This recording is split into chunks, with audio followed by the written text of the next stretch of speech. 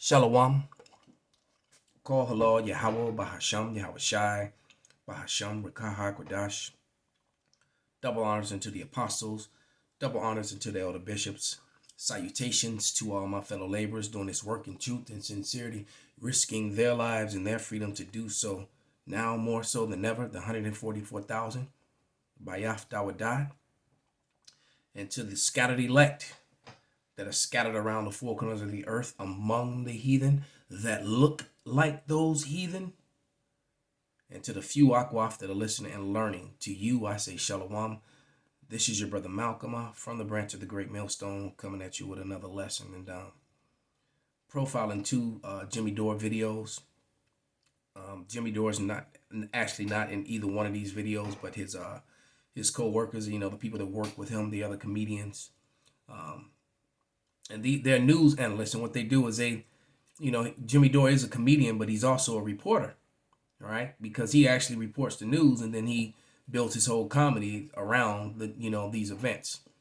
And he has really good sources where his But without any further ado, I'm going to let about 9 minutes of this first video play, and then we'll get into the scriptures. But actually, I'm gonna open with a scripture. Let's get Jeremiah first, all right? Because Esau, Edom, the so-called white man, is being made bare, and Amalek is the head of that. And then and Esau is a house divided, because the rest of the other tribes of the Edomites are coming against the Amalekites at this point, and they're beginning to show that, because they're starting to come against them publicly, speaking against them publicly, about coming out against them and speaking against them and the crimes that they're doing. All right. Then the house divided cannot stand. That will be in the book of Mark, the third chapter of Mark, around the 23rd, 24th verse, something like that. But this is Jeremiah 49 and 20, and it reads, "Therefore hear the counsel of Yahweh that he have taken against Edom, and his purposes that he have purposed against the inhabitants of Teman. Surely the least of the flock shall draw them out. Surely he shall make their habitations desolate with them." So that's exactly what's happening, and the Amalekites are the least of the flock, the least of Edom, and Edom is the least of the flock compared to the other nations of the world. And they've also been the problem here on the earth. Always sticking their nose. They're everywhere the Esau, Edom is stolen land, no matter where they are. Wherever they are in the earth, they're living deliciously off of other people's wealth and heritage. All right, that's what they do: colonize, rape, rob, steal, and kill, and then take control. But without any further ado, Jimmy Dore's team.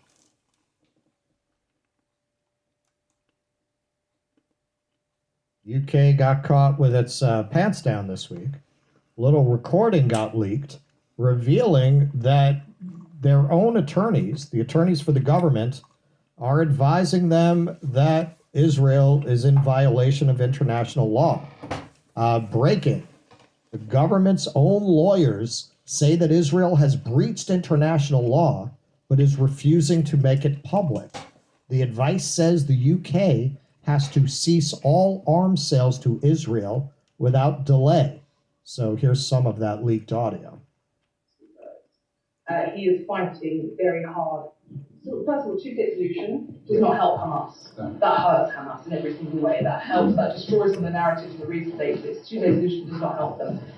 Secondly, the Foreign Office has received official legal advice that Israel has broken international humanitarian law, but the government has not announced it. They have not said it. They haven't stopped arms exports. They've done a few very small sanctions on Israeli settlers, and everyone internationally has agreed that settlers are illegal, that they shouldn't be doing what they're doing, and the way they do it. Did you hear that?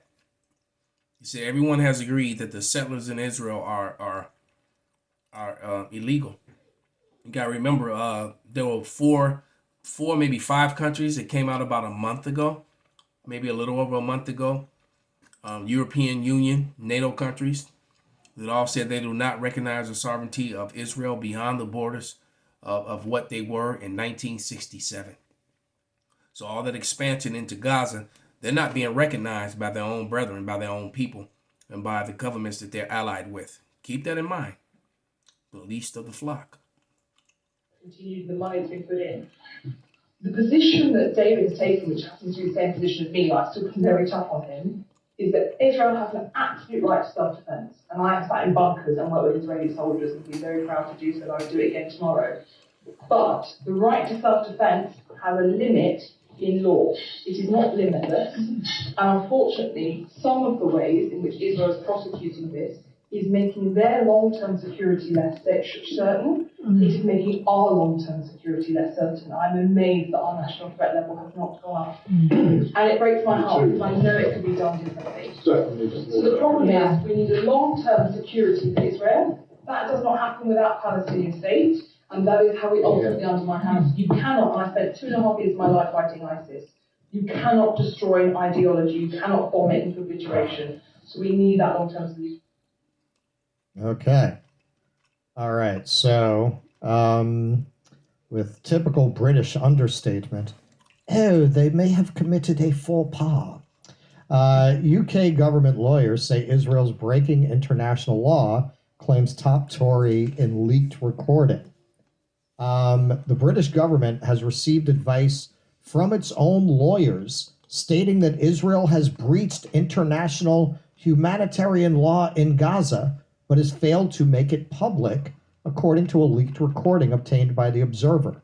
The comments made by the conservative chair of the House of Commons Select Committee on Foreign Affairs, Alicia Kearns, at a Tory fundraising event on 13 March, are at odds with repeated ministerial denials and evasion on the issue. On Saturday night, Kearns, a former Foreign Office and Ministry of Defense official, who has repeatedly pressed ministers, including Foreign Secretary David Cameron, on the legal advice they have received, stood by her comments and called for the government to come clean. Quote, I remain convinced the government has completed its updated assessment on whether Israel is demonstrating a commitment to international humanitarian law, and that it has concluded that Israel is not demonstrating this commitment, which is the legal determination it has to make, she said. Transparency at this point is paramount, not least to uphold the international rules-based order. That's that British love of irony, the international rules-based order. The revelation will place Lord Cameron and Prime Minister Rishi Sunak under intense pressure because any such legal advice would mean the UK had to cease all arms sales to Israel without delay. Legal experts said that not to do so would risk putting the UK in breach of international law itself, as it would be seen as aiding and abetting war crimes by a country it was exporting arms to. Well, that's a sticky wicket, isn't it? Answering questions at an evening drinks reception hosted by the West Hempstead and Fortune Green conservatives. So they're aiding and abetting war criminals. So is the United States. And Esau makes laws and then they never follow them. They make amendments and other, then they make a whole bunch of statutes and codes that supersede. I mean, that's what happens here in America every day, right? There's two sets of laws. There's laws for everybody else, and then what they do. All right, but he did say something that was pretty, he said they should cut off aid and support to Israel because Israel. This is how you know that they're not of the Lord and the Lord is not with them, right? Because they don't match the prophecies. It clearly tells you that. Matter of fact, let's get it. Because Israel couldn't exist without America. It couldn't defend itself, especially in the area and the region that it's in. This is Deuteronomy 33 and 28.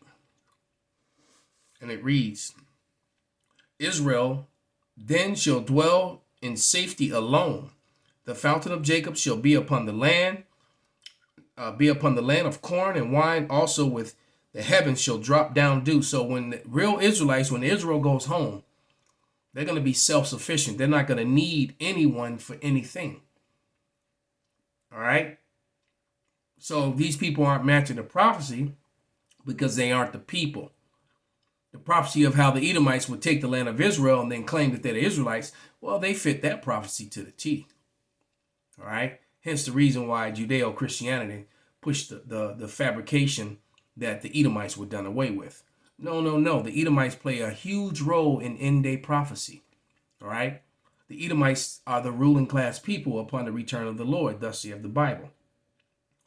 Okay? So you can't be holding on to your Judaism and your Christianity if you're not going to acknowledge what the Bible actually says, if you're not going to acknowledge what the prophecies actually say. And Isaiah 63rd chapter makes it very clear that who the world ignorantly calls Jesus Christ or Yehoshua, or all these improper names, is Yahushai. But when he returns to a world that is ruled by the Edomites. Okay, so let's go to the next video. Because this one was called UK Official Accuses Israel of War Crimes in Leaked Audio. That was the name of the one we just watched. You can see it at the bottom. And the next one is Iran vows retaliation against Israel. So we're going to let this one play a little bit longer. So here we go. This is another one in our World War III watch segments. Iran vows retaliation on Israel after commander's death, raising fears of war spiraling. Monday's airstrike on the Syrian capital is reverberating across the Middle East, raising fears that the war between Israel and Hamas could flare into a wider conflict. On Tuesday, Iran vowed retaliation for the suspected Israeli attack on its embassy compound in Damascus that killed 2 of the country's top commanders. The attack also killed 5 military advisors in the Islamic Revolutionary Guard Corps, Iran's immensely powerful military and political organization. Among those killed was Brigadier General Mohammad Reza Zahedi, a senior commander in the Quds Force, the IRGC's elite foreign espionage group. Zahedi was a key figure in coordinating the so-called Axis of Resistance, the anti-Israel, anti-West network of Iran-backed groups that operate with militants from across the Arab world. He is the most senior Iranian official to be killed since General Qasem Soleimani was targeted by an American airstrike in 2020. That was under your boy Trump there. Yeah. Israel has not commented on the attack, but it has previously acknowledged targeting Iranian forces in Syria, where they are deployed to support President Bashar al-Assad in an ongoing conflict against a patchwork of rebel groups. ISIS-K. Yeah. Israeli Defense Minister Yoav Gallant appeared to obliquely reference the Damascus strike while speaking to a parliamentary committee Tuesday. We are currently, quote, we are currently in a multi-front war. We see evidence of this every day, including over the last few days, Gallant said, according to a statement from his office. We operate everywhere, every day, in order to prevent our enemies from gaining strength and in order to make it clear to anyone who threatens us all over the Middle East that the price for such action will be a big one. Iran's reaction has been purely rhetorical so far. Quote, this cowardly crime will not go unanswered, President Ebrahim Raisi said in a statement, according to the country's state-run media. Israel, quote, must know it will never achieve its goals. Iran reserves the right to take countermeasures against the attack and will make a decision as to how to punish the aggressor, its foreign ministry said in a statement. Hussein Akbari, the Iranian ambassador whose Damascus residence was destroyed in the attack, warned on X, we will reciprocate when we want. The United States, Israel's biggest military funder and supplier, did not know about the strike in Syria and was not involved in any way, 2 U.S. officials told NBC News. 2 other U.S. officials said the administration was told about the operation while Israeli planes were in the air, but didn't know what the target was. Now listen, I believe this. I do too. And what does this tell you? They're pissed Israel at it, doesn't give a fuck yeah. what the United States thinks. Yeah. They are prepared to literally go forward with actions that could potentially. They don't give a fuck because they're running things. All right? Remember what the Amstel Mayor Rothschild said. Give me the control over a nation's money and I care not who makes its rules. And that's the thing. The reason why Israel does whatever it wants, because the root of all the control of the money is out of Israel over all the allied countries. That's what it comes down to. Incite World War III without even talking to their principal ally. And so they're going to incite World War III.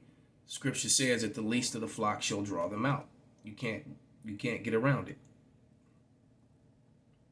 And they didn't feel any need to tell us that they were about to create an international They incident. look at us the way we look at Canadians, and I won't have it, Russ. Okay, do you think that Iran, because this is what it seems like to me, and I hope that I'm right. He goes, we'll respond. We want to. Like, do you think that's because they're doing the thing of like they well aware Israel wants to drag them into the war, so America has to come in and like just let Israel wear itself out, and we'll say, don't worry, we'll get you. We'll wait and get them later. Like, this is what I'm hoping is that all these countries are aware of the plan.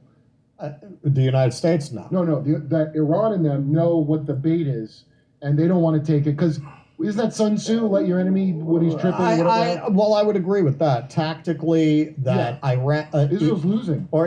Yeah, they are losing. Let's jump Well, ahead. of course he does. But what happens Of course if he Trump's does. really about to win? And we have two that? supporting that are trying to ignite World War III. Yeah. Both what do the Ukrainians do as it becomes more and more clear Now, that mind you, these guys, a lot of these guys that are speaking are Jewish themselves, but they're not for what Israel's doing. The house divided. losing? Do they commit a provocation so great that the Russian response draws us in? Mm-hmm. And then you have this with Israel. Israel doesn't give a fuck. If they kill those aid workers just how they did Israel, that means they're going, or just like the USS. Those aid workers were British, by the way, and they were, if you hadn't heard, there were aid workers that were delivering food with marked vehicles showing who they were. That were actually European allies but they were there for aid, just to bring food to the starving people that the genocide is being committed against the Palestinians, and the Israelis took them out. Liberty, which was trying to draw us into their thing. That's what I think the purpose of that was. Right. Was like, oh, look at the Arabs hitting the vote. You better come do something.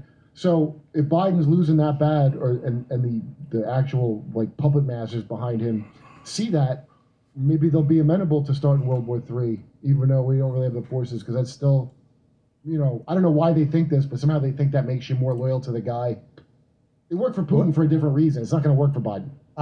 No, it won't work for Biden. This is just really like at this point it is almost death cults type of behavior. It's insane because there's no digging yourself out of it. There's no actual reversal. This is what makes me think that the protest actions here are as important as they are, because we have to do everything we can to signal that this is not acceptable to the population. It's just not acceptable to the population. We will shut shit down if this goes on, because inside the political space, in terms of this campaign cycle coming up, there's no real solution in there. But unless the United States and Israel, and on the Ukraine front, you could say the West more broadly, certainly NATO, unless they get the message that they have to simply stand down and live with the world the day after. And see, they're not, because that's not prophesied. With the prophecy is that they're doing it. They're drawing the other nations out. Let's go back to Jeremiah, the 50th chapter. And I'm going to start at verse 1. It says, "And the word that Yahweh spake against Babylon, against the land of Chaldea by Jeremiah the prophet." All right. "Declare ye among the nations, publish and set up a standard, publish and conceal not. Say, Babylon is taken, Bel is confounded, Merodach is broken in pieces. Her idols are confounded, her images are broken in pieces. So so the witchcraft in America is broken. All right, and Babylon, and Babylon is where Edom is the stronghold of Edom, the daughter of Babylon, and we're gonna prove that how how the Lord is connecting this all to Babylon, because when you jump up to verse 28, it says, "The voice of them that flee escape out of the land of Babylon to declare in Zion the vengeance of Yahweh, our power, the vengeance of his temple." And the temple of the Lord is his men. And the main portion of his temple is here in Babylon. All right. The temple is not a physical thing. It's a spiritual thing. The bricks are the men of the Lord, the prophets being back, not an actual building. He tells you that that the Lord dwelleth not in buildings made with hands. All right. That's not what it's talking about. Okay. When you get up, matter of fact, this is Jeremiah 50 and 45. It reads, "Therefore, hear ye the counsel of Yahweh that have taken against Babylon and against his purposes, that he have purpose against the land of the Chaldees. Surely the least of the flock shall draw them out. Surely he shall make their habitation desolate with them." So he said it twice. Okay. Now let's go to Psalms 137, one of my favorite chapters in the Bible.